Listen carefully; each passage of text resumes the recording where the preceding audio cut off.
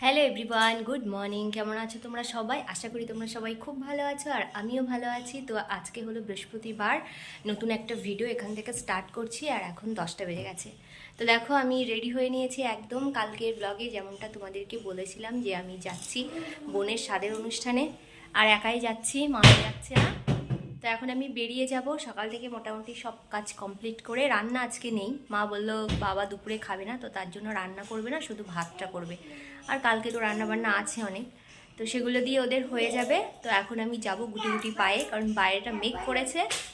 তো এই যে হচ্ছে এরকম একটু সেজে নিয়েছি হালকা ফুলকা। তো চলো এখন যাওয়া যাক আস্তে আস্তে। দিদিও হয়তো বা আসছে ওই দিক থেকে, আর সবাই বাকিরা চলে গেছে, পিসি জেঠিমা বৌদি সবাই চলে গেছে। তো চলো যাওয়া যাক, গিয়ে আবার ওখানে যদি ভিডিও করতে পারি তাহলে আবার তোমাদের সাথে দেখা হবে। তো দেখো বিরাটের স্টেশনে কিন্তু আমি পৌঁছে গেছি, আর এই যে ট্রেনটা ঢুকছে এই ট্রেনটাই কিন্তু দিদি আসছে। তো তার জন্য মানে ওর জন্যই আমি ওয়েট করছিলাম। আমি আগের ট্রেনটাই চলে এসেছি, কারণ কি ভিড় হবে, তাই জন্য আমি আগের ট্রেনটা পেয়ে গেছিলাম। তো আগের ট্রেনটাই চলে আসলাম, এসে এখন ওর জন্য ওয়েট করছি। জানি না ও এই ট্রেনটা আসছে কিনা, তবে এই ট্রেনটাই আসার কথা। তো চলো দেখি, ও বোধহয় চলে এসেছে, ফোন করছিল আমাকে যে চলে এসেছি আমি। তো চলো ওকে এখন খুঁজে বার করি। আর একা একা যাবো না বলে ওর জন্য ওয়েট করছিলাম, দুজনে মিলে একসাথেই যাব বলে। তো ওই দেখো ও চলে এসেছে হেঁটে হেঁটে। তো ও কিন্তু বোনকে ব্ল্যাঙ্কেট গিফট করেছিল। তো চলো এখন যাও। আমরা তো চলে এসেছি অনেকক্ষণ আগেই, আর এই যে ছোটো পিসি এলো এখন, ওনারই মেয়ের স্বাদ আর উনি সবার লাস্টে এসেছে। তো সেটা নিয়ে আমরা খুব হাসাহাসি করছিলাম। আর এই যে বড় পিসি রয়েছে এখানে, বড় পিসি অনেক সকালেই এসেছে, সবার আগে বড় পিসি বৌদি আর জেঠিমা এসেছে। আর এই যে হচ্ছে বোন, বোন এখনও পর্যন্ত রেডি হয়নি, এই যে রেডি হয়েছে। তো এই শাড়িটার জন্যই বোন ওয়েট করছিল, কারণ কি পিসি মানে শাড়ি নিয়ে আসবে, শাড়ির যে শাড়িটা পরবে তো সেটাই নিয়ে আসবে, তার জন্য ওয়েট করছিল। তো এই যে কমপ্লিট একদম রেডি হয়ে গেছে ও, আর ওকে কিন্তু খুব সুন্দর দেখতে লাগছিল। ও বারবার আমাকে বলছিল আমাকে কুমড়োর মতো মোটা লাগছে না, আমি বললাম না, এই সময় সবাইকে এরকমই একটু লাগে। তো যাই হোক, ওকে রেডি করিয়ে দিয়েছে কিন্তু বৌদি, মানে ওর মেকআপটা বৌদি করিয়ে দিয়েছে, যেহেতু বৌদি সবার আগে গেছিলো। এই যে বৌদি, আর শাড়িটা কিন্তু দিদি পরিয়ে দিয়েছে। তো ওকে কিন্তু খুব সুন্দর দেখতে লাগছিল। তো চলো এবার হবে ওর আশীর্বাদ। তো এইখানে দেখো সমস্ত কিছু ফুল টুল দিয়ে আমরা সাজিয়ে দিয়েছি, 7 রকম মিষ্টি, 7 রকম ফল আর পায়েস দিয়ে ওকে এখন আশীর্বাদ করানো হবে। তারপরে কিন্তু আর এই যে এই বাটিতে যে পঞ্চামৃত যেটা খাওয়ায় সেটাই আর কি রেডি করে রাখা হয়েছে। তারপরে দুপুরে লাঞ্চ খাওয়ানো হবে। তো এই যে হচ্ছে ওদের ঠাকুর ঘর, ঠাকুর মন্দিরটা খুবই সুন্দর। আর এখানেই বসে কিন্তু ওর আশীর্বাদটা হবে। তো চলো এবার কে কে আশীর্বাদ করছে সেটা দেখে নাও। তো দেখো আশীর্বাদের সমস্ত কিছু রেডি হয়ে গেছে, আর ও কিন্তু এখন বসে পড়েছে আশীর্বাদের জন্য। আর ঘরটার মধ্যে না খুব গরম লাগছিল সবার, ওরও খুব গরম লাগছিল, কিন্তু ঠিক আছে কোনো ব্যাপার না, একটা দিন সহ্য করাই যায়। আর এটা হলো ওর শাশুড়ি। তো অ্যাকচুয়ালি কি বলো তো, ওর শাশুড়ি মানে আমাদের মাসি হয়। আমি যে জেঠিমার কথা বললাম তার হচ্ছে মানে জেঠিমার বড়দির ছেলের সাথে কিন্তু ওর বিয়ে হয়েছে। তো এই মাসিকে কিন্তু আমরা ছোটোবেলা থেকেই চিনি। তো যাই হোক, তো মাসি এখন আশীর্বাদ করে নিচ্ছে, নেওয়ার পরে কিন্তু এই যে উনি হলেন মানে আমার বোনের শ্বশুরমশাই, মানে আমাদের মেসো। তো মেসো মাসিকে আমরা ছোটোবেলা থেকেই চিনি সবাই। তো ইনফ্যাক্ট ও চেনে ছোটোবেলা থেকে। কিন্তু বিয়েটা যে এখানে হবে, ওদের কিন্তু লাভ ম্যারেজ নয়, অ্যারেঞ্জ ম্যারেজ। তো বিয়েটা যে এখানেই হবে আমরা কিন্তু জানতামও না। যাই হোক, মাসি মেশোর আশীর্বাদ করার পরে কিন্তু এবার করছে হচ্ছে ছোটো পিসি, মানে ওর বোনের মা। তো এর আগে অনেক ভিডিওতে আমাদের সবাইকেই মোটামুটি দেখিয়েছি, তবে বোনকে দেখানো হয়নি, কারণ এই কারণের জন্যই বোনকে দেখানো হয়নি। মানে ওদের বাড়িতে যখন পিকনিকে গেছিলাম তখনও কিন্তু ও ছিল না, শুধুমাত্র এই কারণের জন্যই। তো আর মাত্র কয়েকটা মাসের অপেক্ষা, তারপরে কিন্তু ও নতুন মা হবে। মা অ্যাকচুয়ালি এই সময়টা এত মানে কি বলবো, একটা দামি মুহূর্ত, বলে বোঝাতে পারবো না। যারা মা হয়েছে তারা তো জানোই। তো দেখো এবার করছে হচ্ছে আমার বড় পিসি আশীর্বাদ, ছোটো পিসি করার পরে বড় পিসি করছে। তারপরে কিন্তু এটা হচ্ছে আমাদের এক কাকিমা, মানে আমার ছোটো পিসির বাড়ির পাশেই আর কি থাকে। আর এই যে কিউট বেবিটাকে দেখছো, এটা হচ্ছে আমার বোনের ছোটো ননদের বেবি, মানে আমার সোহাগের বয়সী, খুব সুন্দর। আর ও সবার কাছে যায়, এত মিষ্টি, মানে কি বলবো। আর মামির কোলে বসে এখন ওই যে সবাই আশীর্বাদ করছে ও ওটা দেখবে, তো মামির কোলে বসে বসে ওটা দেখছিল।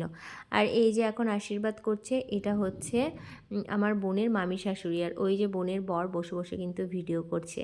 আর বোন মনে হয় আগে থেকে বলেই রেখেছিল যে আমার স্বাদের ভিডিওটা কিন্তু খুব সুন্দর করে তোমাকে করতে হবে।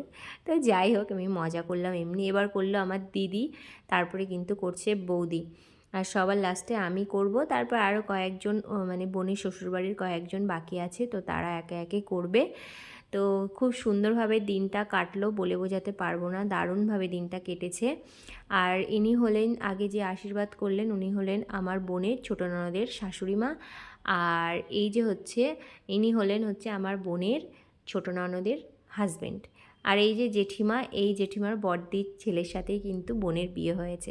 যাই হোক, একটু রিলেটিভের মধ্যেই হয়েছে। আর এই যে এবার করছি আমি আশীর্বাদ, আর আমার সময় ক্যামেরা ধরার লোক ছিল না, তো ছোটো পিসি বলছে তুই তো সবারটা করে দিলি, তাহলে তোরটা কে করে দেবে। তো তারপরে দিদিকে ডাকলো, ডেকে তারপরে কিন্তু করলো। যাই হোক, খুব ভালো মতো সমস্ত কিছু হয়ে গেছিলো অনুষ্ঠান। আমার মা যেতে পারেনি, মায়েরও যাওয়ার খুব ইচ্ছে ছিল কিন্তু যেতে পারিনি, কারণ মায়ের শরীরটা হঠাৎ করেই অসুস্থ হয়ে যায়। আর তার মধ্যে বাবার ডিউটি ছিল, গোকুলের স্কুল ছিল। তাও আমি বলেছিলাম যে মা আমি বাড়িতে থাকি, তুমি যাও। এর আগে মা একবার গেছিলো, বোনের বাড়ি গেছে একবার, আমি যাইনি। তো মা বললো না আমি তো একবার গেছি, তুই তো যাসনি, তো তুই যা। তো বললাম ঠিক আছে, অনেকবারই বলেছিলাম। আর মায়ের শরীরটা এতই হঠাৎ করে অসুস্থ হয়ে যায় না, মানে কি বলবো, পুরো মাথা ঘোরাচ্ছিল। আর স্পন্ডাইলাইসিস আছে, তো তার জন্যই আর কি যেখানে সেখানে মাথা ঘুরে যাওয়ার একটা ব্যাপার আছে, আর শরীরটা ভীষণই দুর্বল ছিল। আর যেহেতু আমাদের এখান থেকে বেশি দূরে নয়, একটা স্টেশন পরেই, ওই জন্য মা বললো তুই যা, বেশি তো দূরে না। আর এই যে হচ্ছে আমার বোনের ছোটো ননদ। আর বড় ননদ আসতে পারিনি বলতে পরে বিকালের দিকে এসেছিল, কারণ বড় ননদের ছেলে মেয়ে দুজনেরই পরীক্ষা চলছে, একজন মাধ্যমিক দিচ্ছে, একজন উচ্চ মাধ্যমিক দিচ্ছে। তো তাই জন্য দিদি একটু পরেই এসেছিল, মানে বিকাল 4টে সাড়ে 4টের দিকে এসেছিল, তার আগে আসতে পারিনি।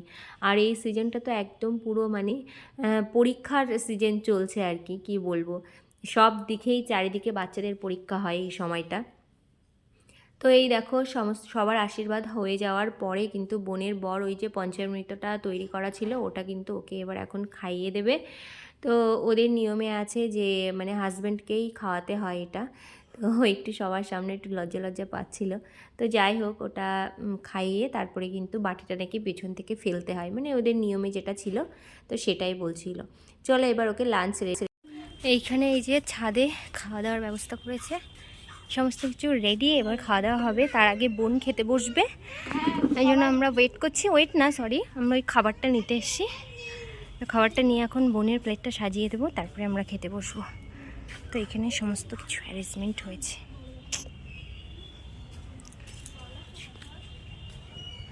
তো এরকম দেখতে ছাদ থেকে দেখতে লাগছে। এই যে আমরা পিসি আর দিদি খাবার নিতে এসছে, আমি আর বৌদি এসছি পেছন পেছন, রোদ্দুরে তাকানো যাচ্ছে না ছাদে।